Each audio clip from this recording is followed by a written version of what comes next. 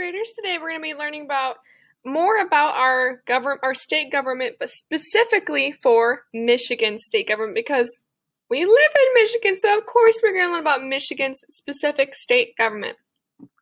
Our learning objectives today is I can understand how power is distributed between federal, state, and local. So far we've covered federal, state, and local, but we're just going to go specifically into Michigan's state government.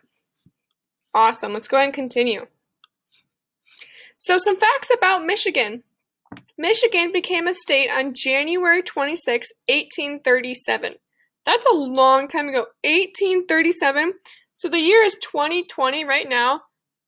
That's little less than 200 years ago that Michigan became a state. So we're pretty old, pretty cool.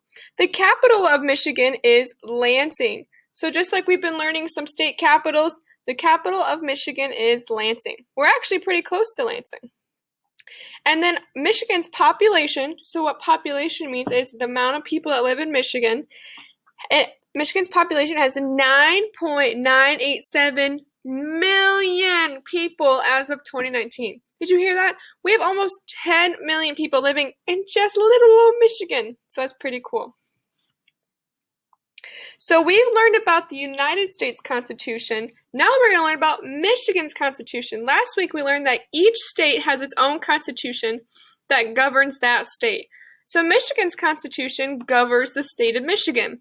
This Constitution just describes the structure and function of the state's government.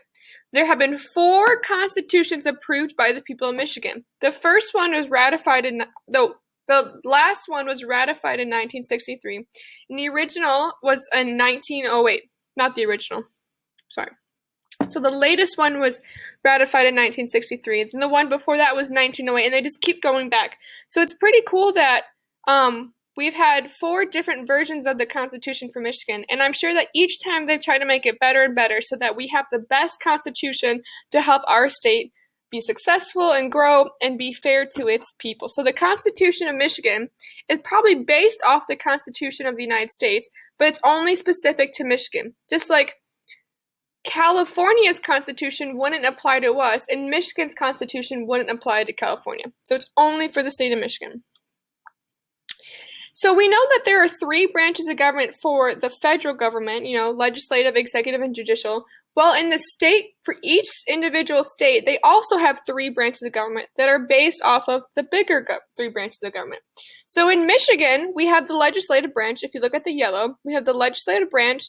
They make our laws, and so that is made up of the legislature, which is the Senate and the House of Representatives. They work in the Capitol building in Lansing. Next, we have the executive branch, this green one right here. So in the executive branch, they enforce the laws. So the person who runs the executive branch is our governor. We'll learn who our governor is on the next slide. But this is her right over here. In the blue boxes, we have the judicial branch. So they interpret the laws, and this is our Supreme Court and other courts. So this is specifically Michigan's 3 branches of government. So just like for the federal government, the president is the head of the executive branch. In Michigan, at the state level, the governor is the head of the executive branch. So who's in charge of Michigan's government anyways? Who's the head of our executive branch? Well, it's Governor Gretchen Whitmer. She's right here. She's been our governor since 2019, and she's still our governor now.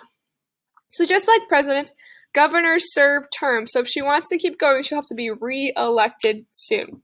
So this is all about Michigan. It's just a short little assignment today, but because I know we're learning about Michigan. I know we're learning about government. We've learned about federal government. We've learned about state government, and soon we'll learn more about local government. But I wanted us to be able to connect it to real life. How are we supposed to learn about state government without connecting it to the state we live in? So I just wanted us to look at who our governor is, what are our 3 branches of government, and I wanted us to know that Michigan has its own constitution, which is pretty cool if you think about it. So, nice job today, everybody. There is a worksheet that goes along with this. It's a Google form, so you can have that open in a separate tab and fill out the worksheet as you're going through this, or you can watch the video and read the slides first and then fill it out.